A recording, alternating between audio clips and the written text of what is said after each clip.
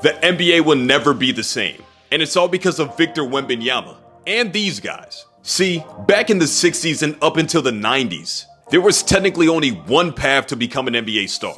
Go to the NCAA before getting drafted. Sure, some stars went straight from high school to the NBA, but it was always something the league never wanted players to do.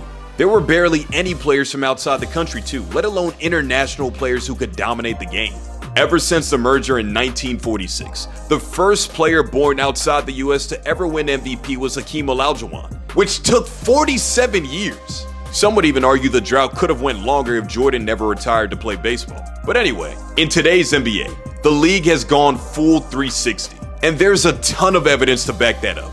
Let's start with opening day of last season, where the NBA featured 120 players from 40 different countries, making it the 10th straight year the NBA had at least 100 international players make an opening roster.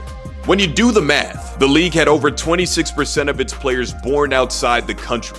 And it's not like these guys were in the NBA just to get a bigger paycheck. Each MVP in the last 5 years was not born in America. Then when you take a look at the MVP voting for the last 2 years, it was the second straight year that the top 3 vote getters were all international players. You could even make the solid argument that the 4 best players currently in the NBA are all international. But the NBA going global isn't the only big change that's happening in the NBA. With how the 2023 draft went down, and only 2 of the top 7 picks played in the NCAA, we might be seeing the end of men's college basketball. Of course not literally, but this change has sparked some of the best high school players in the country to really think about their options.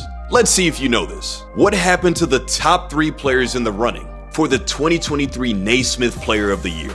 Yeah, none of them had their names called on draft night. 2024 projected number 1 pick Matas Buzelis already made his commitment to play in the G League next season. And 2024 projected top 3 pick Ron Holland recently changed his mind about playing in the NCAA too. While the sample size is small, ever since high school players were allowed to go to the G League, 71% of them have gotten drafted in the first round. The path to NBA stardom can come from different angles these days. And high schoolers can choose college basketball, the G League, Overtime Elite, or playing overseas.